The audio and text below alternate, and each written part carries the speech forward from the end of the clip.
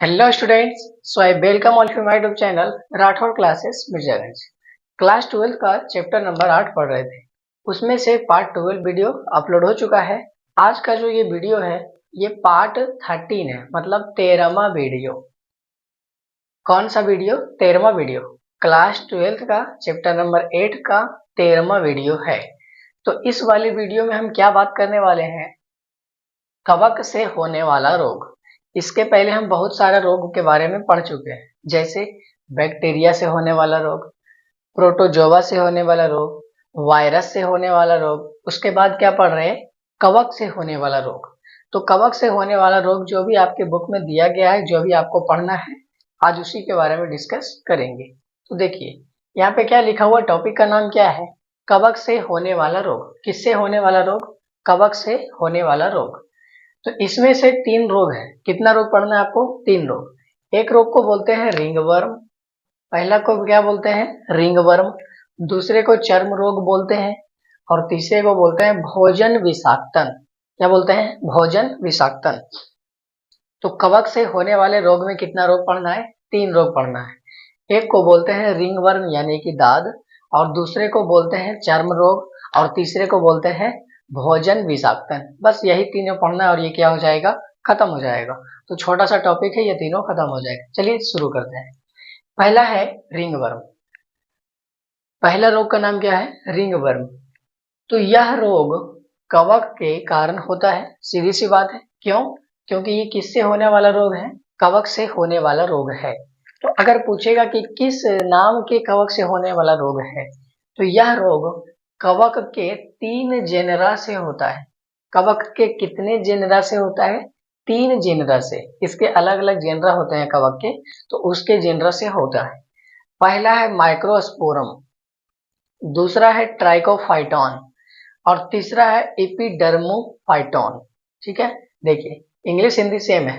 Microsporum, दूसरा है Trichophyton, तीसरा है एपिडर्मोफाइटॉन। एपिडर्मोफाइटॉन।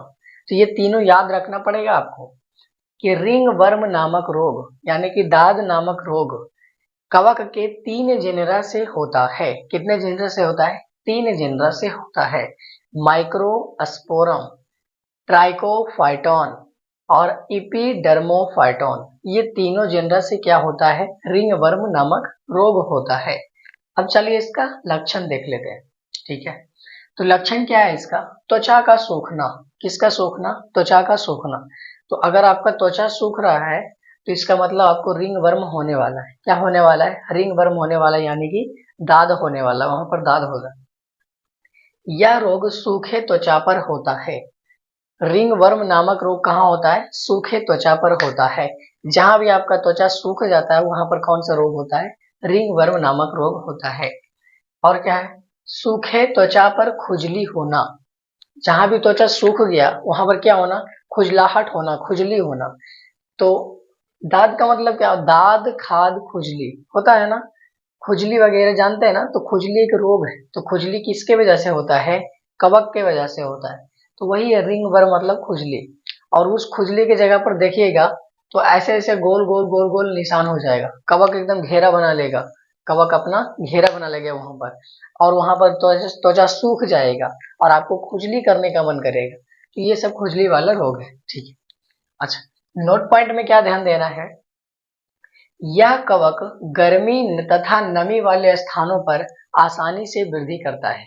ये जो कवक का तीनों जनरा है, यह कवक जो है जिसके कारण रिंग वर्म होता है, ये नमी वाले स्थान और गर्म वाले स्थानों पे बहुत तेजी से या आसानी से वृद्धि करता है। इसका मतलब क्या हुआ? आपके शरीर में कोई ऐसा पार्ट जहां पर नमी वाला स्थान हो, जैसे आप लोग नहाते होंगे तो कुछ ऐसे जगह होगा जहां पूरी अच्छे तरीके से साफ नहीं हो पाता है, तो वहां पे नमी की मात्रा रह जाती है। तो वहां पर ऐसे में कवक उगने का ज्यादा खतरा होता है, बहुत ज्यादा आसानी से उग पाता है वहां पर। और गर्मी वाले स्थान पर भी, जैसे गर्म गर्म भोजन रख दीजिए, ठीक है, और कुछ देर के बाद क्या हुआ, मान लीजिए सुबह का बना हुआ खाना है और रात में है, तो उसमें कवक लग जाएगा कि नहीं? कवक लग जाएगा। तो इसी प्रकार से यह कवक गर्मी तथा नमी वाले स्थानों पर आसानी से वृद्धि कर जाता है। आगे देखिए, यह कवक बहुत ज्यादा संक्रमित होता है। ये जो कवक होता है बहुत ही ज्यादा संक्रमित होता है। इसके कारण क्या होता है, जिसके कारण यह बहुत तेजी से फैलता है। जो जितना ज्यादा संक्रमित होगा वो उतना ज्यादा फैलेगा। संक्रमित का मतलब क्या हुआ, जो एक व्यक्ति से दूसरे व्यक्ति में फैले उसी को तो संक्रमित बोलेंगे। ठीक है, तो ये जो कवक है ये बहुत ही ज्यादा संक्रमित होता है और ये बहुत ही तेजी से फैलता है, सीधी सी बात। अगला देखिए, यह कवक संक्रमित व्यक्ति के तौलिया, रुमाल, कपड़ा, वस्तु ईटीसी का इस्तेमाल करने से होता है या करने से फैलता है। तो अगर आपको इस रोग से बचना है तो जो भी संक्रमित व्यक्ति है उसका कोई भी सामान यूज नहीं कीजिए। जैसे अपने साथी को नोचनी हो गया है, खुजली हो गया है, रिंग वर्म हो गया है, ठीक है ना, तो उसका रुमाल शेयर नहीं कीजिए, उसका तौलिया शेयर नहीं कीजिए अपने साथ, उसका गमछा शेयर नहीं कीजिए, उसका कपड़ा शेयर नहीं कीजिए, उसका कंघी शेयर नहीं कीजिए। जो भी ये चीजें वस्तु होती है ये सब अपने साथ क्या करना है, शेयर नहीं करना है। तो यह कवक संक्रमित व्यक्ति के तौलिया, रुमाल, कपड़ा ईटीसी वस्तु का इस्तेमाल करने से फैलता है।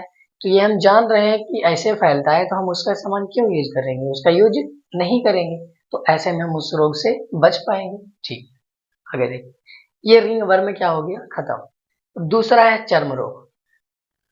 दूसरा रोग का नाम क्या है, चर्म रोग। चर्म रोग सुने होंगे कि चर्म रोग में होता क्या है, देखिए बताते हैं। त्वचा के किसी भी भाग में, त्वचा के किसी भी भाग में, त्वचा के किसी भी भाग में असामान्य अवस्था को चर्म रोग कहते हैं।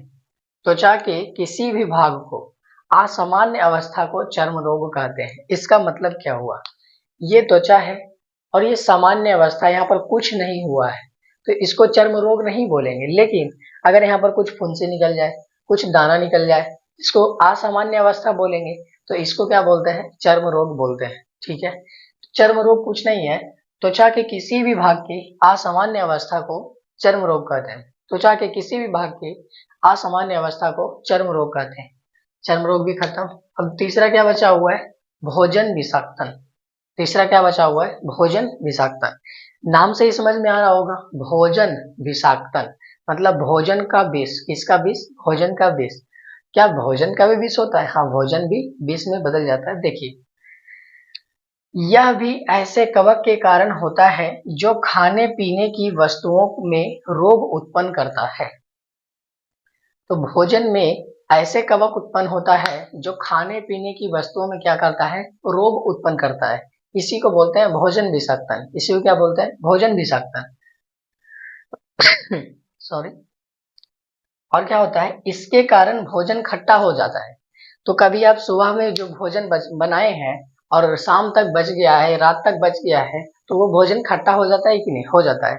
इसका मतलब क्या हुआ, उसमें कवक लग गया, उसमें कवक वृद्धि कर गया। क्यों, क्योंकि वो भोजन नमी था, नमो वाला स्थान था, और झापल होगा मतलब गर्म होगा। अगर आप उसको फ्रिज में रख देंगे तो वो भोजन खराब नहीं होगा। क्यों, क्योंकि ये जो कवक है कहाँ उगता है, गर्मी तथा नमी वाले स्थानों में। अगर इस भोजन को फ्रिज में रख देंगे तो फ्रिज में तो ठंडा होगा, टेम्परेचर मिलेगा उसको ठंडा ठंडा, तो ये ठंडा के कारण कवक उस पर ग्रो नहीं हो पाएगा।